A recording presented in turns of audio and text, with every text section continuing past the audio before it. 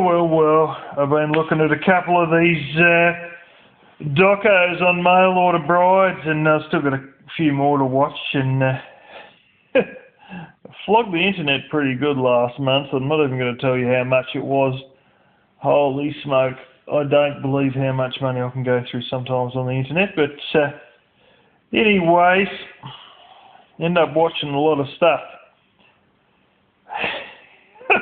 It's this blooming one that's done, several I've watched already, but a few more left to watch out of about 6 I think I downloaded. And there's one that's on Oprah Winfrey Network, and it's the Asian woman who I've seen at times, that's obviously, works for her group, and, done one on mail order brides in Colombia. And one thing I've noticed about these, actually I downloaded another 2 previously and watched them, all these mail order bride things, we've got tours and all this stuff. And you look at these guys, they're like 75 and they're hanging around with some like 22, 23-year-old, dancing with them, and then it's like, oh, dude, like, aren't you just sort of like past that, like, honestly? Like, come on, dude. You fucking 75 or something, like, just, you should be getting ready for the nursing home, not to marry a fucking 20-something-year-old, Just think, bloody hell. I was just thinking, as I'm watching all this stuff, and it showed another one, the one I'm just mentioning, all American guys going to Colombia, and lo and behold, you've got guys there who, they're in their late 60s and stuff like this. And I got to thinking, this other one I watched, this guy, 51, never been married before, stuff like this. And I got to thinking, if I went on one of these things at age 36, I'd be like the youngest dude on the fucking tour, I reckon. I seriously believe that. And some of the girls there would be freaking older than me. It showed one on that thing, girl 42. And, I'm really looking to have an American man and have children. Wakey, you're 42, love. You still left it a bit late, eh? Bloody hell, 42, and you're wanting a kid. You know the amount of trouble that you're probably going to face to have a kid that's then going to come out a bit, bit slow or something, It's like, it's not just the guys with unrealistic expectations with these things, it's women who just,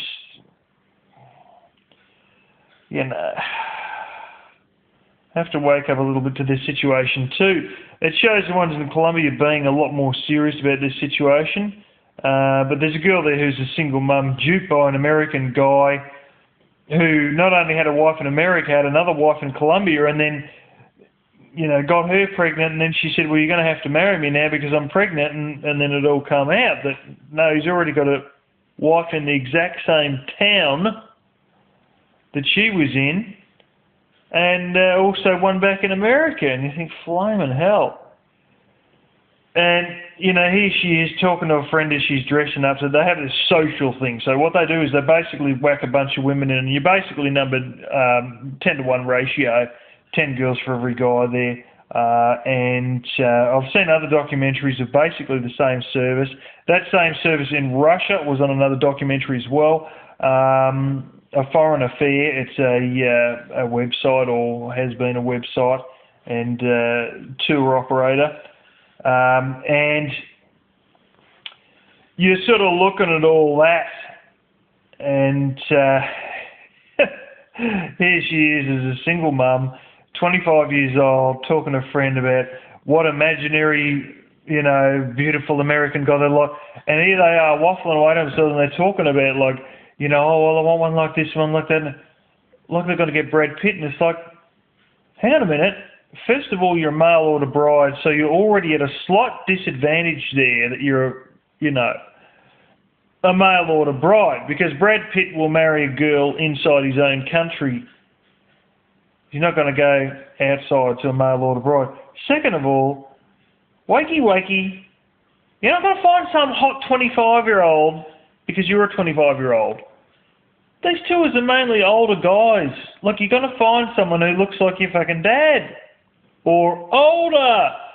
You know? And you think, oh, holy smoke. And she's there talking about, you know, dreams and the fantasies with a friend. And, you know, for once, this Asian woman who works for the Oprah Winfrey Network was sort of right. She, you know, was this girl just talking dreams? Yeah, she was. But there's like this overbearing narrative being pushed with this woman in this show, the Oprah Winfrey Network, you know, documentary maker, whatever you want to call her, who's, you know, narrating it all, and she's the one, the investigative reporter, or whatever you want to damn well call her. And there's this overwhelming thing that is all just a big scam, and the guys are just there to get their dick wet. And you had to get like to within the last 5 minutes of the show where she actually asks the guy who's running the tour, who's been married for 12 years to a Colombian, who also found someone through that same place that he now works for.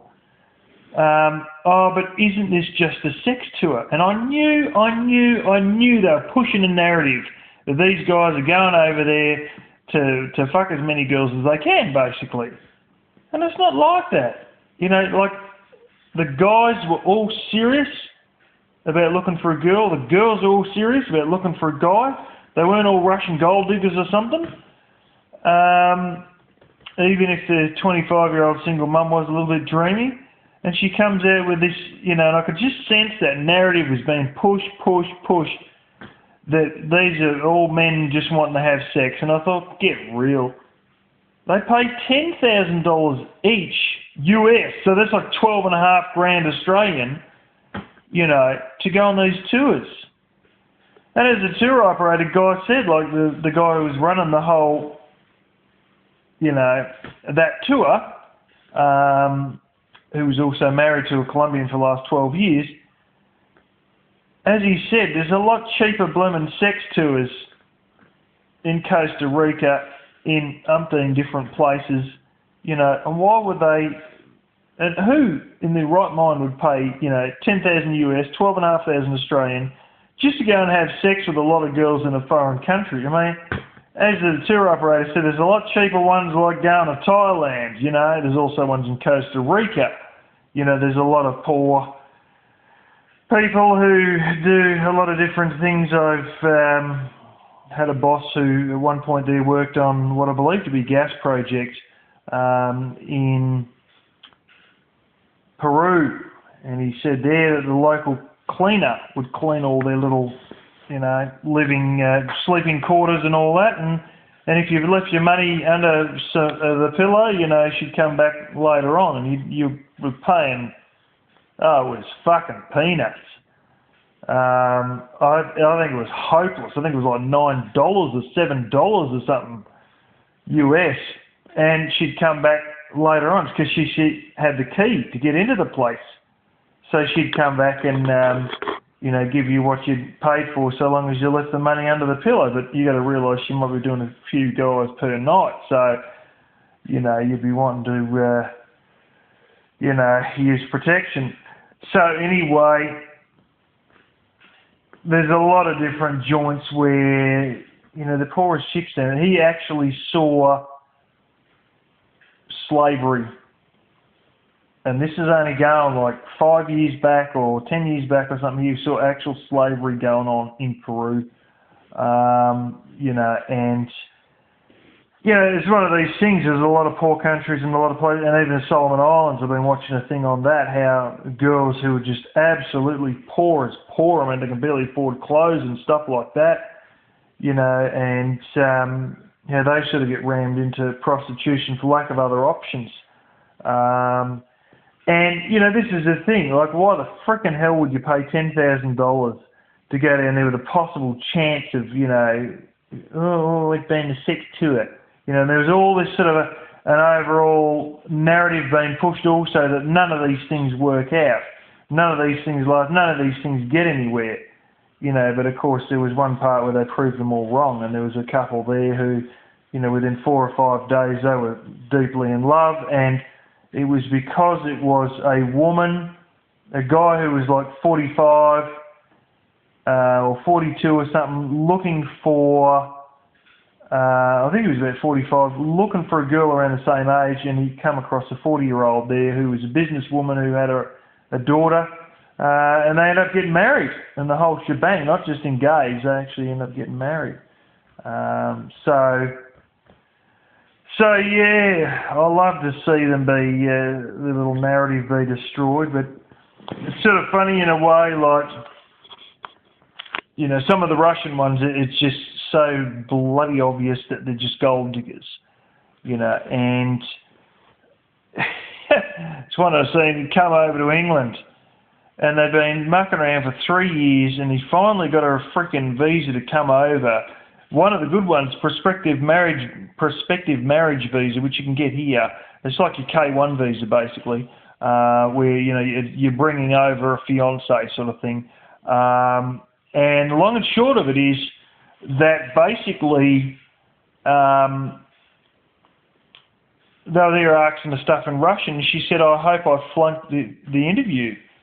And she's bitching about the fact that, oh, you drink too much beer, and never mind frickin' Russia and vodka. And he said, oh, maybe she doesn't like the fact that I drink because of, haven't seen drunken men in Russia. But I don't really get that drunk, that much. And she's bitching about the condition of the house. And it wasn't great. It's fucking way better than my house, but it's still... if I had a house that good, I would have done the necessary repairs and upgrades, trust me. God, the worst coloured green kitchen you've ever bloody seen. Anyway, real freaking lime green, spew green as I like to call it, kitchen and this, that, everything was pick. Anyway, she ended up, it was a 6-month visa. She ended up going home after 4 weeks.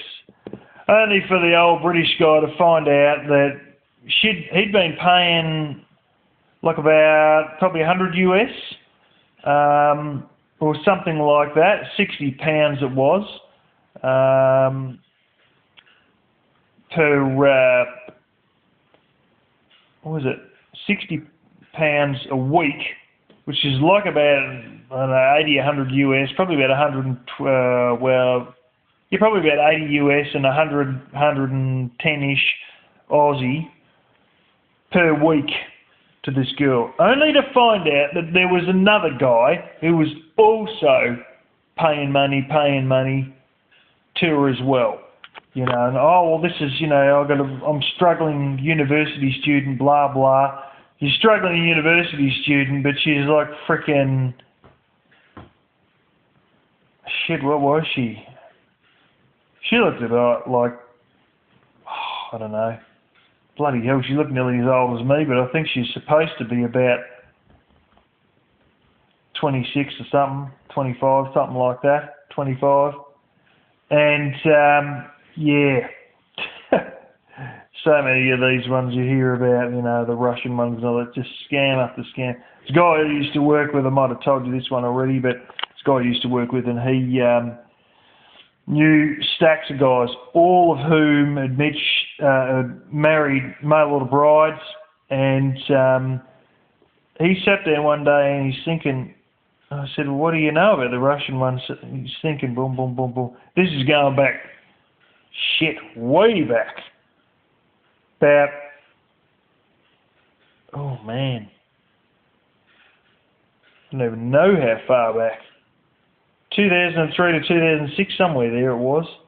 And so he's going to, like, I go to him, how much do you know about him? And he's trying to add them all up in his head. And he come up with 12 guys who he knew who married Russian girls, and every single one of them had failed, every one. And, they get to a year and a half where their permanent residency comes through, and bang, they're out of there. You know, I've got my blooming ability to stay in this country permanently. They've just gone. So yeah. So anyway, that's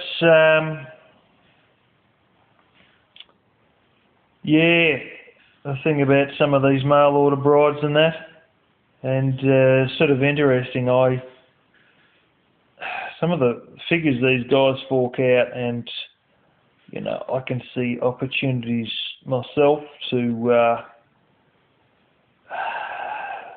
move towards financial freedom very quickly at some future point if I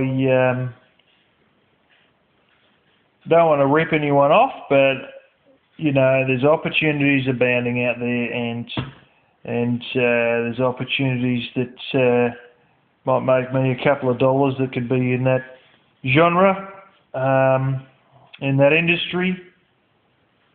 You see real potential, you know, and you know, I probably should do a whole talk one day on the sheer potential of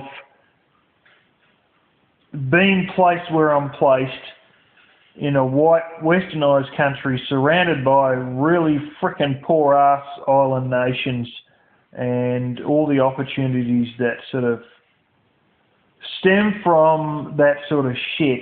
And, you know, you've got all these people here who just, you know, there's massive opportunity, but they're just doing their daily grind, and they never sort of see these possible opportunities. And some of them go to these places on holidays and still don't see it because they're only on holidays and that's all they're going to do, you know. And you just sit there going, there's so many opportunities there, financial ones in particular, in these joints that are all surrounding us, island nations with completely different cultures and value setups, but in essence, you know, there's a lot of opportunities there